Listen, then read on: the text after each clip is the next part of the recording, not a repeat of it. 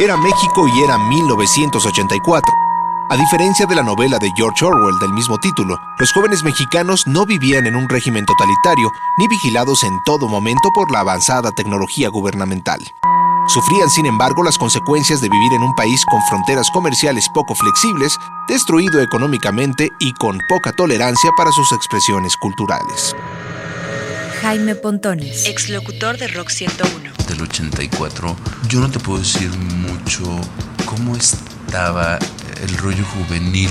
Sí te puedo decir que había un rollo emergente de las pandillas. Empezaban a sorprender la organización, o si quieres la desorganización pandillera, los expanchitos, empezaban a asolar las colonias. Mientras el lanzamiento de la primera computadora personal le permitía a los Estados Unidos iniciar su marcha hacia las sociedades de la información, México aún buscaba su camino a la modernidad, dando tumbos en el oscuro presente que le significaban la deuda externa y la devaluación. La gestión de José López Portillo en la presidencia del país dejó para el sexenio de Miguel de la Madrid muchos problemas, sobre todo económicos. Aumentó la inflación, creció el empleo informal y la producción sufrió una fuerte caída. En esa penumbra, los jóvenes aún carecían de experiencias masivas por el cerco intolerante que las autoridades habían olvidado retirar desde la matanza de Tlatelolco en 1968.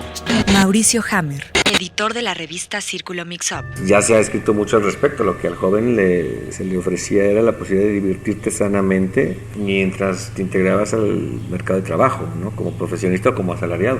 Y sanamente implicaba refrendar los valores patriarcales, la familia mexicana como célula de la sociedad, el sexismo, ¿no? Y el universo conformado como familia llevado a la extrapolación del Estado mexicano, ¿no? El presidente era el gran patriarca, todo regido por las buenas costumbres, ¿no? Y la moral, fuera de eso, bueno, no se podía. El rock era visto por las instituciones como un medio de expresión anárquica y de ruptura. Los grupos que había en la escena local carecían en su mayoría de técnica para interpretar sus instrumentos. En los años 60 y 70 solo se podía estudiar música en el conservatorio, la escuela superior, la nacional y la libre. Nadie pensaba que se pudiera vivir del rock and roll. La falta de grupos provocó que para los 80 también fueran pocos los foros y escenarios. Así las cosas, los sellos discográficos tampoco estaban interesados en editar la música de grupos que, en su gran mayoría, solo eran un remedo de los extranjeros. El cerco comercial tampoco ayudaba a satisfacer al público mexicano, ya que la oferta internacional de discos era reducida y costosa. En 1984, el puente entre el rock y los jóvenes era la radio.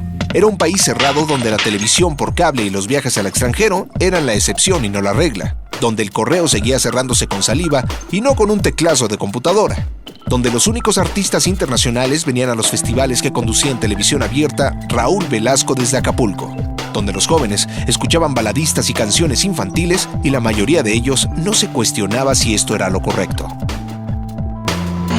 Mauricio Hammer, editor de la revista Círculo Mix-Up. Desde Amándaro hasta prácticamente los tiempos de Salinas, en México se cerraron las puertas totalmente al exterior y muy particularmente en lo que se refiere al rock, al famoso sexo, drogas y rock and roll, ¿no? Yo diría que más que una conciencia clara de lo que estaba pasando, era una conciencia del vacío. O sea, lo que se sentía era un gran vacío. 1984 es también el año en el que fallece Rodolfo Guzmán Huerta, el Santo, y los científicos franceses Luc Montagnier y François Barré-Sinoussi descubren el virus causante del síndrome de inmunodeficiencia adquirida, SIDA. Es el año en el que David Lee Roth y Van Halen saltaron a la fama mundial con su sexto álbum titulado 1984. Y el 1 de junio se lanza también en la Ciudad de México una estación de radio que propone mostrar el 101 del rock. Rock 101. Este es uno de los programas especiales con los que Ibero 90.9 lanza una mirada al convulsionado 1984 para analizar el papel que la música tuvo para los jóvenes capitalinos. Revisaremos cómo se vivía la música en los antros, las tiendas de discos y cómo eran los pocos conciertos que se realizaban. Echaremos un ojo también al momento en que una estación de radio se encendía para ocupar un lugar protagónico en la Ciudad de México. Aquella que no se encontraba realmente en el 101, sino en el 100.9 de la frecuencia modulada. Así consumíamos la música y vivíamos en la Ciudad de México de 1984. En Ibero 90.9 inicia la conversación. 1984. Jaime Pontones. Exlocutor de Rock 101. Sí, bueno, lo importante era que había que hacer pesquisas y que no todos los discos los importaban luego, sino que cuando alguien se iba a Estados Unidos le encargabas discos y los ibas también, pescando por ahí en el chopo. Mauricio Hammer. Editor de la revista Círculo Mix-Up. Tú comprabas el disco, no lo podías oír en el coche, no es que lo clavaras en, ¿me entiendes? Porque no es ni coches teníamos, pero bueno, en el caso dado de que tuvieras un coche no lo podías oír ahí. Entonces tenías que llevarlo con emoción y con anticipación a tu casa. Entonces tenías que llegar a tu casa y sentarte frente a un estéreo. Tenías que abrirlo y quitarle el ritmo. Si eras muy obsesivo, pues quitárselo con cuidado para que no se rompiera. Luego sacarlo con mucho cuidado y sacarlo del todo jacket, etcétera.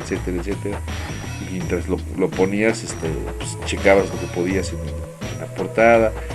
Y aparte estaba el asunto de que lo oías mil veces, porque no había tantísimos productos, ni era tan fácil que tú te hicieras, cuando menos en mi caso, de tantos discos. Mario Hernández. Ejecutivo de EMI Music. El mercado de la música era completamente diferente.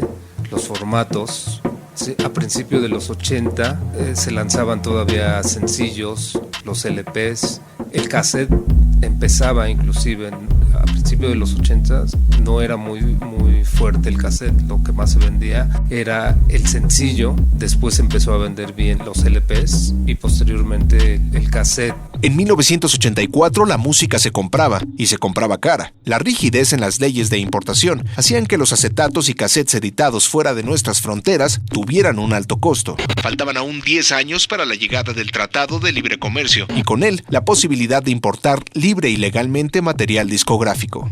Tony Méndez. Socio de Rocotitlán. Si era gringo, pues te tenías que encargárselo a alguien. Y si era mexicano, era difícil, las disqueras no vendían mucho rock mexicano, lo encontrabas en pocos lados. Por eso el Chopo ocupó un nicho muy importante, porque de alguna manera nuestra escaparate. Mario Hernández.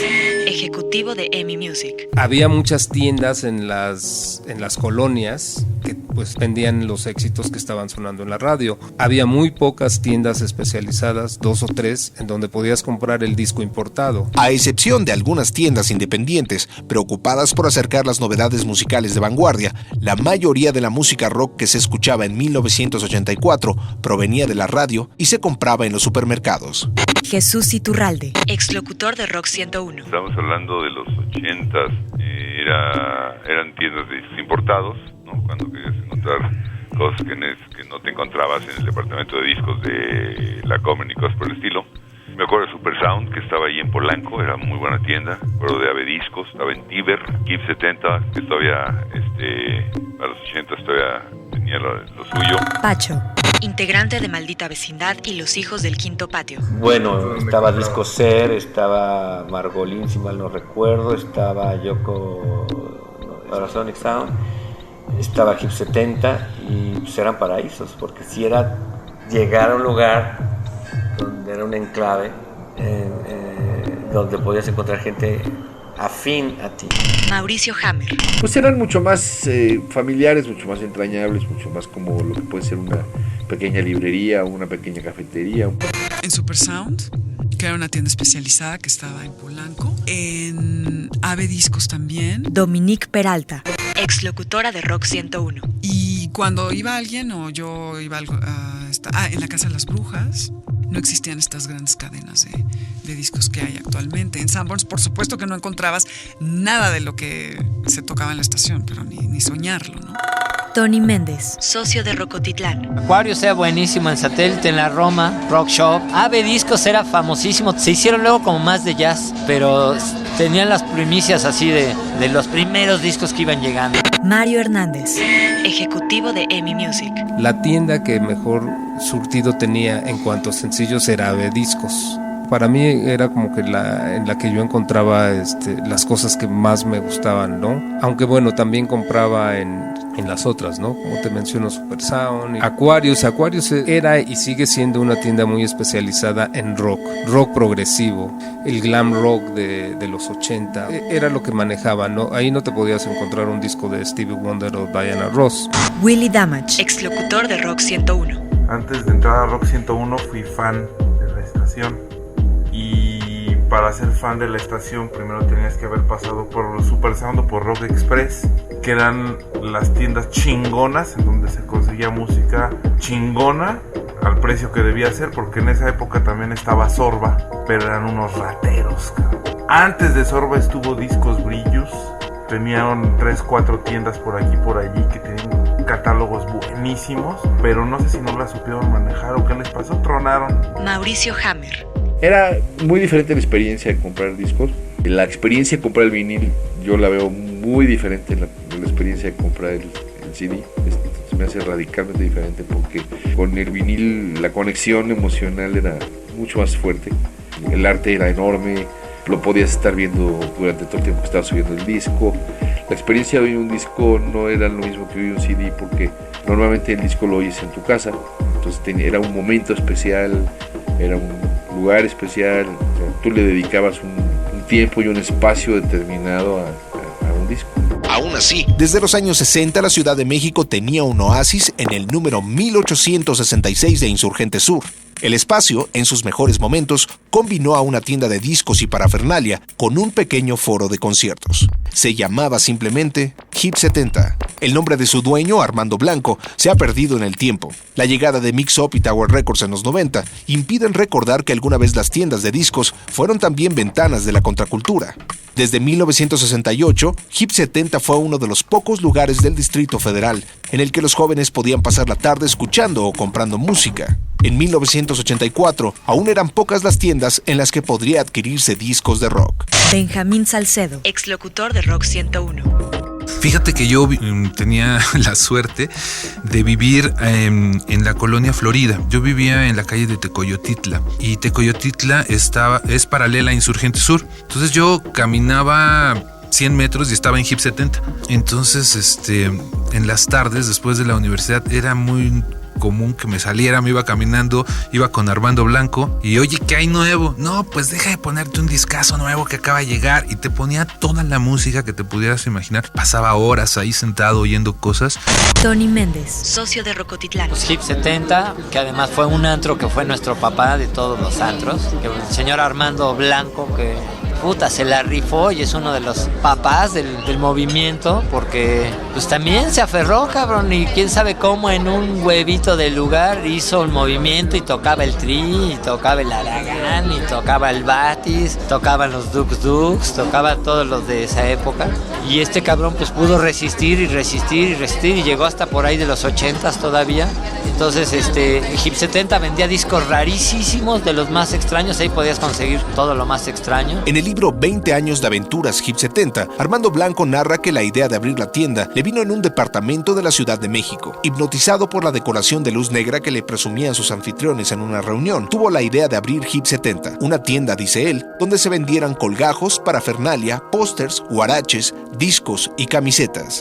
Benjamín Salcedo. Era maravillosa porque tenía una magia especial, ¿no? Había muchas tiendas en esos años, pero tú recordarás, por ejemplo, Ave Discos en Tiber 100, por ejemplo. Llegabas, pues era una tienda fría, era así una vitrina, discos en el aparador y eso. Tú entrabas a Hip 70, desde que le veías la cara a los que atendían, desde que veías quiénes estaban allá dentro de la tienda, porque era común encontrarte a Piro, encontrarte a Ricardo Ochoa ahí, aparte de que luego se hicieron tocadas arriba de la tienda, ¿no? Pero en el momento las discotecas tenían un olor que se ha perdido, ¿no? Tú entras a Mix Up y no huele a nada, o sea, al contrario, si algún día prendieran el aire se les agradecería. El nombre tiene un origen sencillo. Refiere a las caderas de la mujer, parte del cuerpo femenino enfatizada por la moda de la época, y a las siglas que en inglés significan gente honorable importante. También a los hippies de los años 70. Hip 70 fue un homenaje a la generación que cambió los pantalones de vestir por los jeans del proletariado. Esta prenda de vestir, combinada con el cabello largo y el rostro sin rasurar, fueron las primeras señales de disidencia social de los jóvenes. Willy Damage. Ahí me compré mi primer disco de tienda. Esa es la tienda de discos. Y no mamadas. En Insurgente Sur. A un lado de donde estaba el núcleo Radio 1000, enfrente de Plaza Inn. Sí, a una cuadra. Era una gloria, cabrón. Ahí me compré mi primer disco de XTC, que es uno de los discos por los que he aprendido a hablar inglés. Nacho Desorden, exlocutor de Rock 101. En los 70s hacían una cosa que se llamaba quema de discos. Entonces juntaban un chingo de discos de música disco y los apilaban, les echaban petróleo, gasolina y tómala, cabrón. Los prendían ahí insurgentes, allá afuera del IPS.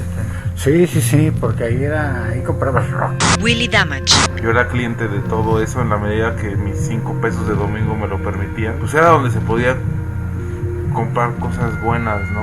De otra manera lo que te quedaba era esperarte a que salieran las ediciones nacionales y meterte a Sanborns o al Gigante a comprar algunas ediciones que algún loco de disquera se le ocurría que podía funcionar en México. The Rock Revolution. En la parte superior de la tienda se realizaban conciertos desde los 60, pero al igual que la mayoría de los lugares donde se tocaba rock, no se vendía alcohol. Era considerada por los puristas como una distracción que impedía a los asistentes recibir la enseñanza que ofrecía esta música. Libros y discos eran los medios para acceder a otra cultura, la rebeldía a lo establecido. Las grabaciones, decía Armando Blanco, eran un tesoro de la sabiduría musical que se coleccionaba con orgullo. El valor del individuo se medía por la cantidad de discos que tenía. Por eso, para el dueño de esta tienda, cualquier esfuerzo por importar los discos estaba justificado. Valía la pena abordar una camioneta Volkswagen y manejar hasta Los Ángeles para adquirir los discos. En los 80, un incidente trágico durante una presentación del Tri cerró las presentaciones en vivo de Hip 70. La devaluación, el terremoto y una renta imposible se encargaron de hacer lo mismo con la tienda. El 1898 de Insurgente Sur cerró sus puertas en 1990. ¿Y tienen alguna idea de por qué cerró Hip 70? ¿O? Sí, eran muy pachecos. 1984. La vida nocturna de la Ciudad de México en 1984 no podía ser menos interesante. Al lado de los centros de espectáculos que presentaban a los eternos baladistas, se encontraban lugares de baile que extendían aún más la vida del periodo disco. La experiencia de escuchar un grupo de rock en vivo no estaba contemplada aún por las autoridades. Mauricio Hammer. Una negación a darle la mayoría de edad al joven en México. O sea, el joven mantenerlo como niño el mayor tiempo posible, ¿no? Jesús Iturralde, exlocutor de Rock 101.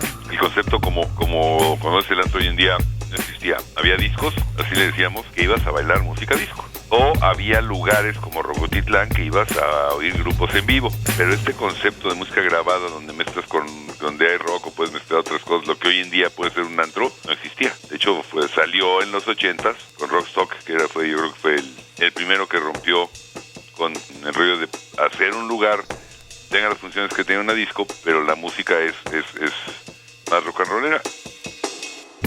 En 1985 aparece en la Ciudad de México un bar que capturaría como pocos la explosión musical de los grupos locales. Cerca de la Plaza de Toros México y frente a la Avenida de los Insurgentes, abría sus puertas Rocotitlán.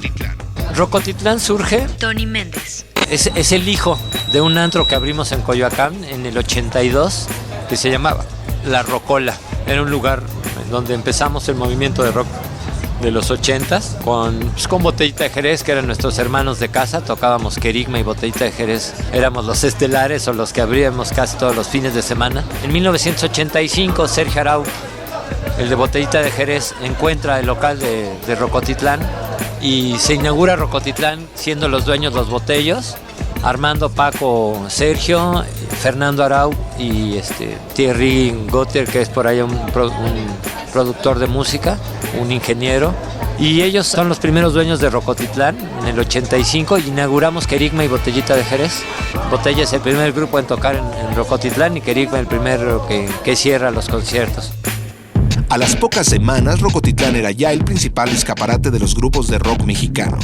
De hecho, contaba con un decreto de los dueños que prohibía que se cantara en inglés. Según el libro Sirenas al Ataque de Tere Estrada, esta limitante era una estrategia para que los grupos de rock mexicano inventaran sus letras y se esforzaran por hacer un trabajo propio. De ahí estuvimos trabajando con toda la banda, haciendo muchísimas cosas hasta que... Tony Méndez. En el 89 al principio de 89 se salen los Botellos. Primero se sale Sergio Arau y Fernando, su hermano, y después a los meses se sale Armando y Paco. Y había quedado el antro un poco como a la deriva con unos cuates que no les sabían bien y que eran medio guaruras y estaban peleados, y de repente en algunas veías que llegaban con pistolas y la ponían encima de la mesa. Cuando empezó Rocotitlán hasta el 2002, no podíamos vender más que cerveza, no teníamos alcohol. No existía la ley de no fumar, por supuesto todos fumaban. Era un ambiente de cuates. Lo que sucedió con Rocotitlán es que rompió las barreras de tú sí, tú no, o tú traes guaraches, no entras, o tú estás feíto, no entras, o tú te ves de clase social tal, ni madres. Aquí todos los que querían entrar a Rocotitlán entraron, ricos, pobres, con influencias, sin influencias. Era muy extraño. Por ejemplo, yo llegaba a veces a Rocotitlán y cuando entraba al estacionamiento me encontraba lo mismo una moto, una bicicleta, un bochito todo jodido que un BMW, un Mercedes. Esa chinga, aquí se juntan todos, cabrón. Fundado por Botellita de Jerez y Fernando Arau una semana antes del terremoto, el antro ofrecía un minúsculo escenario en el que los grupos no podían brincar mucho, ya que corrían el riesgo de estrellar la cabeza con el techo. Benjamín Salcedo, exlocutor de Rock 101. Yo me acuerdo que los amantes de Lola eran muy altos y no podían brincar. Si brincaban se golpeaban con el techo, ¿no? Entonces, quietecitos, el único que brincaba era Gazú, que ese sí podía volar, no había ningún problema, no le pasaba nada con lo que había ahí. Pero era incómodo, no había ventilación. En fin, parece que estoy describiendo unos lugares horribles, pero era todo lo contrario. Eran esos lugares, épicos, ¿no? Unos lugares simbólicos, ¿no? Del rock and roll mexicano y del rock and roll internacional. Cerveza, humo de cigarro y sudor tapizaban el lugar, que resultaba siempre insuficiente para la cantidad de seguidores de la emergente ola de rock mexicano. Los fundadores buscaron llegar a una generación a la que el rock se les había muerto en los 70 por la represión del gobierno, y a otra que veía en el rock en español un rompimiento con sus padres, que seguían escuchando baladistas como Emanuel o José José. El colectivo Arte Urbano abrió después, en 1987, la última carcajada de la Combancha, mejor conocido como el LUC, un foro que se presumía independiente y en el que igual se realizaban obras de teatro, danza, mesas redondas y conciertos de diferentes géneros musicales, entre ellos el rock. Benjamín Salcedo. Un lugar curioso porque entrabas tú por un pasillo largo y al entrar al lugar tenía 2 pisos, pero no 2 pisos completos, sino un piso de abajo y un segundo medio piso como todo alrededor. Eran mesas muy cómodas para ver un concierto.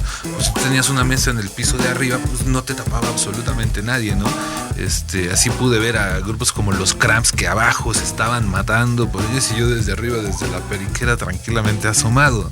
No era un lugar práctico, era un lugar muy encerrado, era un lugar, digamos, que hoy no pasaría las mínimas medidas de seguridad que se han impuesto. Fue ahí donde La Maldita Vecindad y Los Hijos del Quinto Patio abrirían la presentación de un grupo vital para la escena del rock californiano de los 90, Jane's Addiction. Benjamín Salcedo. Era clave, ¿no? Incluso tuve la suerte, un sábado, estaba yo en el Tianguis del Chopo, curiosamente, y de repente apareció Pacho, y apareció Rocco, y oye, ¿qué onda? ¿Cómo estás? Oye, vamos a hacer una fiesta hoy en la noche en el LUC y tenemos un grupo sorpresa invitado, ojalá vayas. Vamos, ¿por qué no? Llegó, y cuál va siendo la sorpresa, yo me enteré un poquitito antes y me dio tiempo de ir a mi casa por mi disco para que me lo firmaran. Era Jane's Addiction el invitado sorpresa, y estaba ver a Jane's Addiction en el LUC es como estar viendo al Bol aquí enfrente, ¿no? O sea, así, ahí estaban, ¿no? Los momentos tocando cuando venían en el primer disco, en el Independiente, antes de que saliera el Nothing Sacred. La intensidad del concierto aún es recordada por su cantante Perry Farrell. I played personally as a DJ in Mexico City, and Jane's Addiction played Mexico City in the early days before anybody knew who we were. With Maldita Vecindad. The LUC? Yeah, the LUC. See that? How about that? Yeah, you got it. You remember that. I remember, of course. I remember driving with Pacho. He had a little Volkswagen. It didn't have a floor. I think he still drives that car. Really? But we had a great time. Dani German, socio del Tutti Frutti. Jane's Addiction al LUC, ahí andábamos, fíjate. Estaba bien chistoso. Pues era un día así como de puros invitados, ¿no? Porque yo creo que él se vino a casar aquí en México, algún rollo así, y fue una tocada así como para los cuates, casi, ¿no? Y estuvo bien chistoso porque a mí siempre me ha gustado Jane's Addiction, ¿no? Por su estilo, y aparte, pues relacionado con mi tienda, es uno de los primeros que tenía el septum perforado, ¿no? entonces sí me gustó mucho. Pero estuvo bien chistoso porque en esta época no se hacía mucho el stage dive, ¿no? Y ya lo hice en el look, ¿no? Entonces brincó y en lugar de que agarraba, la gente se abrió porque dijo, ay, está loco, ¿qué onda, no? Y ahí terminó la tocada, ¿no? Estuvo chistoso. Otro de los lugares que sirvió como referente para el rock de los 80 fue el Tutti Frutti. Tony Méndez. Por supuesto el Tutti, ¿no? El Tutti que sí, también es importantísimo. Era un poco más underground, no había tantas tocadas, pero fue muy especial. Abrió otra puerta más hacia el underground. Mauricio Hammer. Tutti Frutti era una especie como de bar. Tenía unos pinball machines, lo cual era muy simpático, unas periqueras, te sentabas y te ponían música padre y entonces decía uno, no, o sea, si lo piensas es una cosa muy elemental y muy sencilla y muy boba. ¿Qué crees que es que hubo varios venues para ese lugar, pero uno al que yo conocí mejor fue uno que estaba en Lindavista, en el Apache 14, que era de los papás de estos muchachos, un grupo de Carmela y Rafael, de unos que bailaban, no sé qué. Entonces estos parece que eran hijos de ellos, y entonces había un lugar de esos así como de muy adulto que se llamaba el Apache 14, pues imagínate que era así como de como cabaret, ¿no? Un poco, no sé, un poquito. Y entonces en un pedazo de este lugar, aprovechando el permiso y habían puesto como esta especie de lugar que realmente era muy inocente y sin embargo nos parecía así como de lo underground y de lo alternativo. Dani Yerna. El Tutti Frutti en el 85, así que hace un ratito. Pues el Tutti en el 85 era básicamente el único lugar donde se escuchaba así como música underground o subterráneo. Muchas bandas que traíamos de Europa, rollos que de repente yo ya traía en la cabeza desde antes, ¿no? Porque yo en esta época yo tenía 21 años, ¿no? Y ya, pues sí, me gustaba el reventón, ¿no? Entonces, yo venía a México que ya con ciertos gustos y estos gustos aquí no se encontraban en ningún lugar, ningún antro, ¿no? Entonces, por suerte, con mi ex chava pudimos abrir este local, ¿no? Luego el Tutti Frutti fue ahí en Lindavista, arriba del Apache 14, un restaurante. Y pues ahí es donde empezamos a mezclar todo ese tipo de música y poco a poco empezamos a jalar gente, ¿no? La verdad sí tardó un buen rato porque pues era música nueva, era música diferente, era música raro, era un lugar muy retirado de donde había acción también. Entonces sí era un poco difícil, ¿no? Llegó hasta un punto que prácticamente íbamos a cerrar el lugar porque no llegaba gente, ¿no? Hasta que de repente había unas bolitas de chavos españoles que estaban bien clavados y les encantaba y ellos empezaron a jalar más gente, ¿no? Entonces, gracias a la verdad a esta bolita, pues siguió el Tutti, ¿no? Y ya con el tiempo también empezamos a meter grupos de aquí, sobre todo, ahí empezaron los Caifanes, los Malditos, Café Tacuba, Santa Sabina, La Lupita, como que todos pasaron por ahí, ¿no? Pacho. En el ático, porque era de 2 aguas, pues había una puertita trasera donde subías y ahí pusieron una barra, un tocadiscos, porque ella se casa o se rejunta con un punk belga. Y entonces, pues cabrón, pues, como buen belga, y venía a ver a su familia y se traía discos punks. Dani Yerna. Socio del Tutti Frutti. Era un lugar muy loco porque de repente para muchos era el único lugar donde ir. Ahí llegaron los chavos, los punks con los pelos parados, los chavos, bandas de por ahí de repente, gente que no podía entrar en otro lugar, ¿no? Entonces con otros sí. Entonces ellos mismos nos cuidaban, ¿no? Porque luego había gente del Tutti, al principio obviamente siempre fue muy subterráneo, muy underground, nunca tuvimos un letrero en la calle. Llegó un momento que sacamos volantes que decía Tutti Frutti y tal grupo, búscanos. Así no poníamos dirección ni nada, ¿no? Pero hubo un momento que ya se empezaba a hacer más famosillo y toda la gente quería ir a conocer. Y sí llegó una época que había gente como nada que ver. Y cuando hay gente nada que ver, como que se pone nervioso y empiezan los pleitos a veces porque no saben cómo actuar, ¿no? Y está chistoso porque los mismos chavos de ahí que siempre nos cuidaban en el lugar, ¿no? Y eso sí me acuerdo de algunas anécdotas muy locos, ¿no? También, como el Tutti era underground de verdad, no había permisos de ningún tipo. Entonces, de repente, cuando llegaban inspectores, nos avisaban desde la calle, ¿no? Entonces, Entonces, pues nos avisaban y apagamos la música y apagamos la luz. Luego el lugar lleno, ¿no? Y toda la gente así calladita, nadie hacía ruido, hasta que se fueron los inspectores, ya siguió la fiesta, ¿no? Así de padre, ¿no? Es algo que hoy en día mucha gente me dice, ¿por qué no abres otro? No se podría hacer, el concepto de eso no se podría hacer ya. Pacho. A esa casa de estos chavos que les heredan, huérfanos, y entonces es una casa enorme con jardín, empiezan a invitar amigos pintores a vivir ahí y a hacer talleres y fiestas. Entonces es taller, residencia colectiva, implícitamente hablando, o sea, de facto, no preconcebidamente, galerías, porque las fiestas eran exposiciones, ¿no? Y reventones, y centros culturales. Dani Gerna. Sigue estando ahí, y abajo sigue un cachito Apache 14, pero pasé hace como un mes.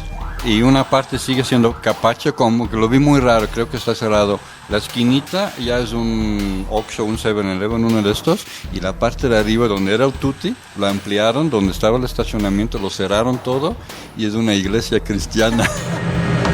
1984, un programa especial de Ibero 90.9. En 1984, el anuncio de los conciertos de artistas internacionales, sin importar quiénes fueran, era una promesa que pocas veces se cumplía. The Doors y Police en México, o Queen en Puebla, son ya legendarias excepciones. Willy Damage. La mamá de un amigo era mesera en el Casino Royal, un pinche bar no sé cuál, y le tocó ver a los Doors y no tenía idea de quién era, y le caía mal el Jim Morrison. Decía pinche güey payaso que se cree gringo, pinche gringo borracho. Y ahora si conoces a alguien que vio tocar en vivo a los Doors, le pones un altar, ¿no? Olvídate de a Morrison. Police sí. En el Cena Baile de Police. Cena Baile de Police. En el Hotel de México. Los boletos se vendían en el GIP 70 y costaban 100 varos, 110 con el IVA. Ahora World Trade Center. En el World Trade Center. Y decía que tenías que ir de etiqueta, cabrón. Sí, había gente de etiqueta y la chingada. Porque era cena de gala y tocaba Police y tocaba Size. Size era un grupo que generalmente tocaba en el GIP 70, cabrón, junto con el Dangerous y una banda que se llamaba Trademark. Y en eso apagan todo y se suben los de Police y ya empiezan con esa rola. Pues en ese momento todas las mesas con pizzas y vino los Reyes, cabrón, valieron madre, tiraron todas las mesas y toda la banda hacia el pinche escenario. Con frac y todo. No, los rucos que iban de frac y eso se fueron atrás, cabrón. O sea, de repente salieron todos los New Wavers, punks, post-punks. Proto-punks. Simón. Estuvo chido ese concierto.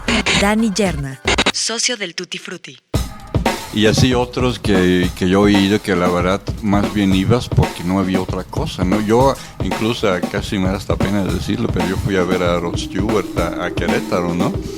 Porque era así como, no manches, va a venir alguien así grande y un estadio, y no, ahí íbamos todos, ¿no? El personaje ya, la verdad, a mí ahora ni siquiera entramos porque hubo un caos, portazos y bombes, agua y caballos, no, eso fue muy loco. Y era Rod Stewart, imagínate, ¿no?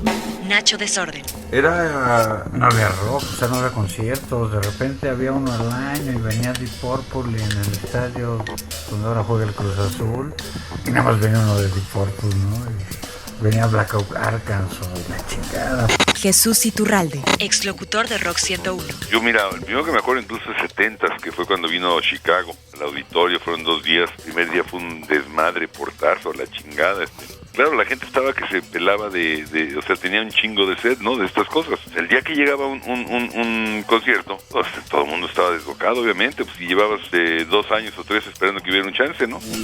Lo cierto es que el público en México vio frustrado su entusiasmo continuamente por promotores poco éticos o autoridades caprichosas que cancelaban a la menor provocación los conciertos de grupos internacionales, horas o minutos antes de que se realizaran. Muchas veces era por los rollos, los acuerdos con las delegaciones para los lugares, permisos, los conceptos de seguridad. No eran realmente empresas que tenían una infraestructura, ¿no?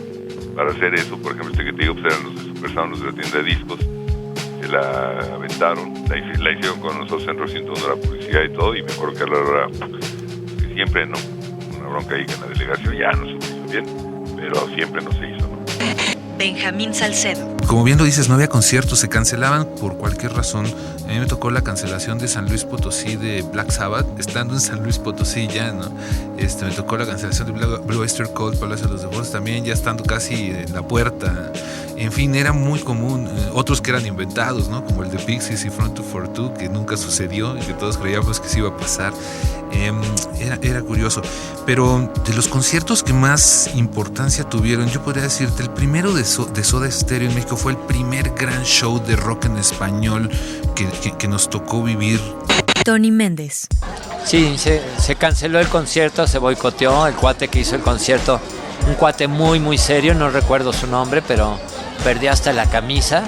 Y se lo boicotearon ya teniendo permisos y todo, el gobierno les canceló. Ahí es donde empezó la bronca del Ángela Peralta. Los vecinos empezaron a quejarse que no querían conciertos de rock, y bueno, pues como son los Pirurris Nice de ahí, pues ya no dejaron a los locos expresarnos. Dominique Peralta, exlocutora de Rock 101. El de Miguel Ríos en la Plaza de Toros fue un boom de la música en español, que incluso BMG Ariola sacó esta línea que se llamaba Rock en tu idioma, porque Rock 101 era la única estación del cuadrante que tocaba rock en español, y era la época de los Enanitos Verdes, de Miguel Ríos, Miguel Mateos, Radio Futura, en fin, todos estos grupos, y tenían un espacio importante combinado con la música en inglés. Entonces, lo de Miguel Ríos fue como que el primer gran evento, que me acuerdo que fue un día que llovió impresionante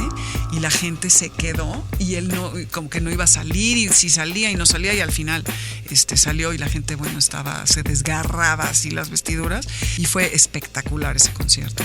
Willie Damage. El último concierto que se hizo en el Ángela Peralta me parece que fue el de Mano Negra, un par de meses después del concierto de Front 242.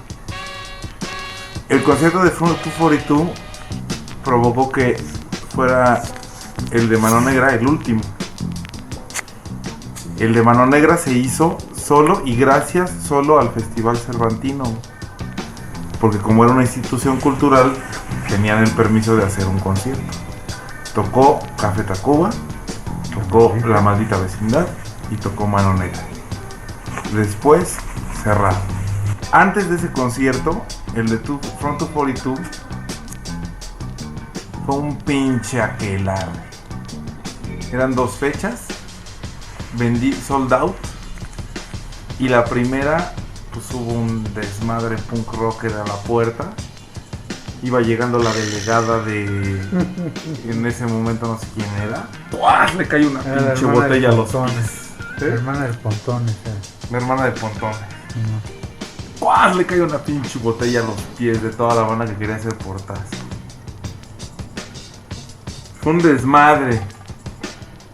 Por el portazo, que era la mitad Super Sound, tuvo a bien asociarse con Mario Olmos, que era un pillo, y el dinero de todo el adelanto de la preventa para traer a los Pixies y a Peter Murphy al Ángela Peralta se lo fue a gastar a Las Vegas, y la culpa pues no se la llevó Mario Olmos, sino se la llevó Super Sound, y tuvo que pagar con discos y con media tienda. Dominique Peralta. Paralelo a Rock 101 hicimos una compañía de conciertos. Entonces trajimos a David Byrne, a la Ángela Peralta. Había un contacto ahí con el gobierno de la ciudad.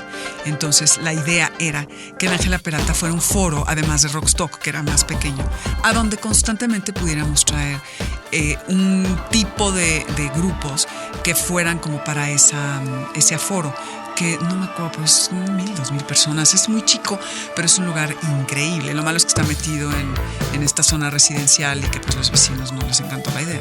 Entonces lo de David Byrne fue también impresionante, también un diluvio tremendo, pero estuvo muy, muy padre. 1984. Mauricio Hammer. Sí, mira, yo pienso que desde tiempos de Avándaro, con la experiencia que esto significó en términos de desastre, porque fue un desastre de organización y pasaron muchas cosas, y la prensa le sacó un jugo tremendo y hizo leña del árbol caído, y que la encuerada de Avándaro, y que no sé, hizo muchos muchas cosas que realmente no venían al caso, pero satanizó totalmente al rock y lo asoció así de una manera muy muy profunda con todo lo que era las drogas y la sexualidad así desatada y etcétera. Y obviamente que sí hubo una decisión del Estado de no volver a permitir que se oyera rock, que el rock fluyera en México, ¿no? Y eso hizo sus buenos estragos en México, ¿no? Porque yo siento que nos retrasó en muchos sentidos, que sumió al rock en un estatus de cosa underground, de cosa medio no muy de mucha calidad, no muy bien, etcétera, y nos volvió una especie como de provincia cultural del mundo, porque nosotros realmente lo que teníamos era la referencia del disco y todo, y lo chistoso es que pues, siempre hubo grandes aficionados al rock en México y grandes conocedores y todo, pero que podía ir a un concierto pues eran muy poquitos, ¿no? Si no era posible traer a las bandas a nuestro país, algunos aventurados empresarios pensaron que sí era posible llevar a los aficionados a conciertos que se realizaban cruzando la frontera norte. Además de la agencia de viajes Forum Internacional, la tienda de discos Super Sound fue una de las primeras en explorar esta posibilidad. Nacho Desorden. Francisco Tegui, el dueño de Super Sound, antes de tener la tienda, quiso ser piloto y en su familia, como no lo dejaban, le pusieron una agencia de viajes. En Super Sound íbamos cada mes a Houston por discos, cada 4 meses a Londres por discos. Y entonces, en alguna de esas ocasiones, no mames, va a tocar tal y tal. Entonces le dijimos a los chavos de la distribuidora de discos que si nos compraban 100 boletos. Y le pusimos un pizarrón en la tienda y sí, los clientes decían, vaca. Cuco Sánchez llevaba a sus hijos y pues sí, se juntaron los primeros 100. Yeah. Y pues de ahí cada vez que había conciertos chidos nos íbamos y entonces por cada 15... Los primeros 100? ¿Quién fue el primer concierto? El primer concierto fue uno de el Monsters of Rock, me parece que era Van Halen, Metallica, Rat y otro más. Bueno, después de eso sabíamos que por cada 15 boletos la compañía de aviación te daba uno, entonces comprábamos ya de 200, 300 boletos. Apartábamos 2 pisos del Hotel Galerías de Houston, ¿no? Y nos íbamos la secretaria, Pancho, el contador.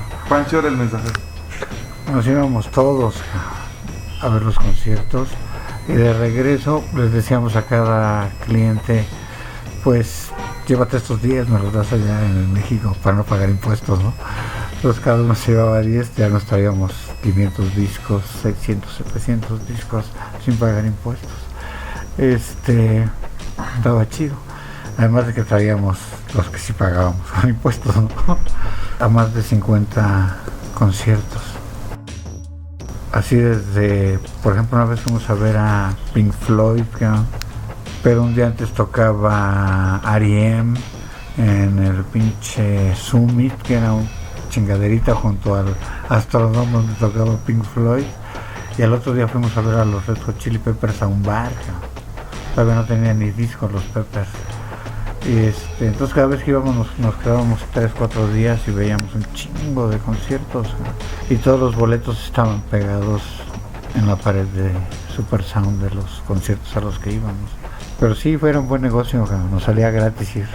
Dominique Peralta. Fui a ver a los Rolling Stones, que no fui a muchos, porque como decía Luis Gerardo, alguien tiene que trabajar, pero él sí se iba, ¿verdad?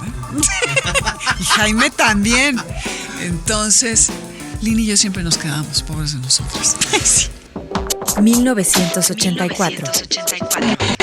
En aquel entonces, bueno, a principios de los 80, las estaciones más fuertes inclusive eran las estaciones de AM, Radio Éxitos, Radio Capital y Radio 590 La Pantera.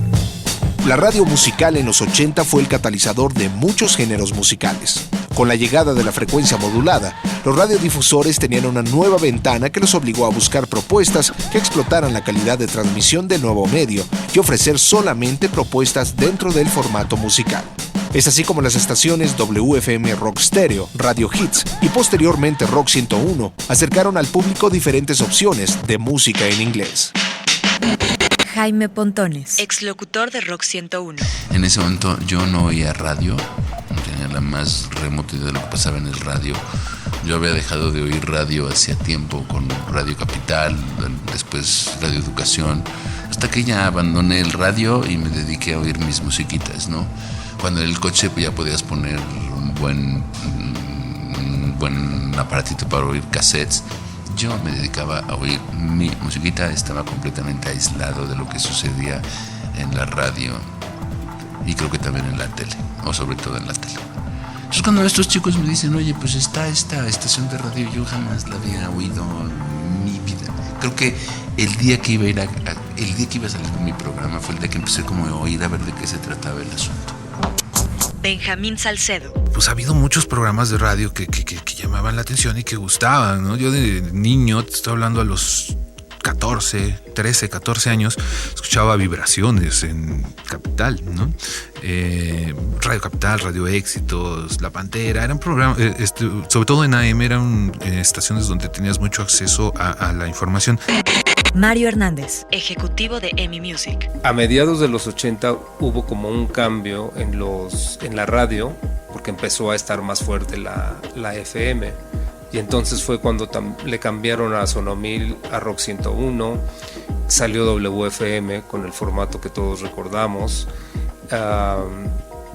Radio Hits siguió, pero bueno, como que se rezagó porque entró muy fuerte Rock 101 y WFM, y Stereo 100 sonaba mucho con su música disco y el High Energy, que también funcionaron muy bien en los 80. Benjamín Salcedo. Las anteriores relaciones que teníamos con este tipo de estaciones de radio eran sobre todo de AM. En FM se hacían poco. Hubo un antecedente a Rock 101 muy importante que fue WFM en la época de Víctor Manuel Luján. Ahí sí era una muy buena estación de rock. Yo creo que tener el estigma televiso detrás no le ayuda a que trascienda de esa manera, pero sin embargo era una gran opción, ¿no? Era una muy muy buena opción. De hecho ahí llegaron a ir las mejores bandas internacionales que visitaban de promoción únicamente en nuestro país. Todas iban con Víctor Manuel Luján. Tenía un programa en la noche que se llamaba el Monster Production Show, los viernes en la noche, donde estrenaba todos los discos que te gustaran, o sea, Iron Maiden, Kiss, Scorpions, todas estas cosas las oías ahí con Víctor Manuel Luján. Mario Hernández. Con la llegada de las FMs, las programaciones se fueron abriendo más, como que había más diversidad en los géneros que tocaban. Entonces ya podías escuchar a Depeche Mode, ¿no? A The Cure, que esto los empezó a tocar principalmente Rock 101, aunque ya The Cure o Depeche Mode ya tenían una discografía, pero en México las AMs nunca los tocaron. Fue hasta cuando Rock 101 empezó con la idea musical, empezó a tocar muchos de estos grupos que parecía que fueran nuevos, pero no eran nuevos. Dani Yerna. Porque no había otra estación también, ¿no? Yo creo que era Rock 101, porque era un poquito diferente, o el Universal. A mí me gusta más escuchar el Universal que todo lo que estaba intermedio de estos, ¿no? Porque de repente cosas que yo no soporto, ¿no? Entonces era el Universal o Rock 101, ¿no? Entonces ellos son los que empujaron un poquito más, ¿no? Benjamín Salcedo. En el primer aniversario, Luis Gerardo Salas agarra y dice al aire: a ver, ¿por qué no se lanza toda la banda? Que vengan aquí a nuestras instalaciones, estamos celebrando el primer aniversario de Rock 101. Y de repente, pues estábamos allá adentro, brindis y fiesta y la fregada, y de repente llega seguridad y nos dice: asómense por la azotea. Subimos a la azotea y estaba bloqueado Insurgentes. O sea, habían llegado fácil unas 2,000 personas y bloqueado Insurgentes, y todos estaban afuera de Rock 101. Obviamente inmediatamente llega policía, seguridad, ¿qué está pasando? ¿Por quién dijo esto? ¿Quién fue? Luis Gerardo escondido abajo de una mesa, dilo tú, Lin, tú fuiste, que tú fuiste, ¿no? Casi, un verdadero escándalo. Un cuate loco llegó en una bicicleta y se metió con la bicicleta, atravesó el vidrio y rompió el vidrio. Ya te acuerdas que el núcleo Radio 1000 eran puros vidrios de la entrada. Llega y se mete con la bicicleta y rompe el vidrio. Obviamente hubo que llamar a la ambulancia porque este idiota quedó todo cuarteado. No, bueno, fue un verdadero escándalo. No sé si hubo multas a la estación, creo que sí hubo queja de gobernación, multas por provocar el desorden público y demás, ¿no? Pero fue tan simple como decir en un micrófono: a ver, muchachos, láncense para acá, es nuestro primer aniversario. Diferentes fuerzas hicieron que 1984 fuera un año importante para los jóvenes y todas sus expresiones. Si bien hoy salir a un bar, asistir a un concierto o evento masivo se entienden como actos de la vida diaria y dejan de resultar sorprendentes, hace 25 años una generación abandonó el paternalismo social y cultural para permitir la entrada de otras formas de expresión como el rock. Willy Damage. Pero en sus casas la banda escribía y en sus casas la banda se juntaba a hacer rolas y en las casas la gente se juntaba a pintar y en las casas se juntaba la gente a hacer eso que no le dejaban hacer afuera. Todos los 70, todos los 80 pasó eso. Dominique Peralta. Éramos muy distintos, todos. Había unos personajes increíbles en la estación. Pero de alguna forma nos unía algo y era el querer decir, el querer preguntar, el querer manifestar. Y el pretexto era la música, ¿no? O sea, Guillermo Salas, el tío, porque era el tío de Luis, todos le decíamos el tío, decía menos bla bla bla y más tralala. Pero como que allí el tralala y el bla bla bla estaban equilibrados. Y no era un bla bla bla estúpido. Sí, claro que sí había, pero era muy divertido y muy creativo. Todos estos personalidades tan distintas hicieron una mezcla muy interesante que fue única, porque por ejemplo W era efectos especiales y música y las voces que serían increíbles y una antena de millones de watts de potencia y bueno, ya hubiéramos querido, ¿no? Y nosotros con los poquitos watts y con todo teníamos un alcance muy impresionante. Los aniversarios que salíamos a la calle, bueno, de verdad miles de personas nos seguían, los conciertos se llenaban, realmente había una intimidad con el público y al mismo tiempo un anonimato alucinante, ¿no? Era así muy... Lo que tenías que tener para llegar allí era algo que decir y eso era como que lo que rifaba. Yo, si lo pienso ahora, yo creo que era eso. Jaime Pontones. Era muy padre porque aún esta enemistad radical hacía que cada uno se superara, hiciera más cosas y más creativas y más locas y más lo que tú quieras, ¿no? Yo me acuerdo que hacían conferencias conjuntas, estábamos ellos y nosotros y no, discutíamos padre, a buen nivel, ¿no? Bueno, finalmente el negro también era de la Ibero y finalmente Martín también era de la Ibero y Martín había sido mi alumno, creo. Digo, la tradición yo creo que la retoma Radioactivo, pero nada, yo debo de confesar que cuando se acabó Rock 101 apagué el radio.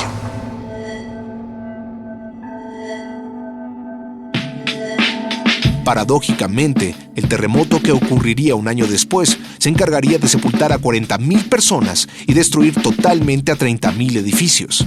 Entre estas ruinas, perdería la vida Rodrigo, uno de los rockeros más significativos de la época. Ocurrió a las 7 de la mañana con 19 minutos. El epicentro se localiza en las coordenadas 16.5 grados de latitud norte y 103 grados de longitud oeste, aproximadamente a unos 350 kilómetros al suroeste de Acapulco, Guerrero. Fue sentido, dice el sismológico, en la Universidad Autónoma de México y se sintió en el 8º grado en las costas de Guerrero y Michoacán y de 8º grado en esta Ciudad de México.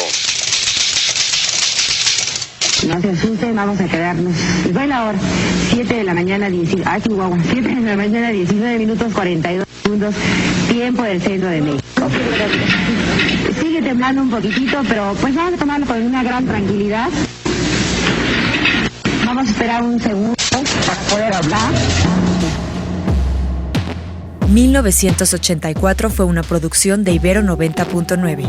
Extendemos nuestro agradecimiento a Gabriela Barkentin y a Leticia Santos de Ibero 90.9, a todos los entrevistados y al equipo de colaboradores que permitieron la realización de este programa. Las entrevistas fueron realizadas por Regina Dávalos, Alejandro López, Manuel Venegas, Uriel Baisel, Máximo Arosamena, Eduardo Cutino, Sergio Martínez, Raquel Misrashi y Ricardo Zamora. La captura de contenidos fue de Isabel Hernández, Santiago Moreno, Marimar del Cerro, Fernando González Gómez Maganda, Geraldine Salcedo, Ana Mazú Camus, Efrén Trejo, Enrique García. La producción corrió a cargo de Manuel Venegas y Alejandro López. El guión es de Ricardo Zamora, la locución de Regina Dávalos y Ricardo Zamora. Ibero 90.9. Inicia la conversación.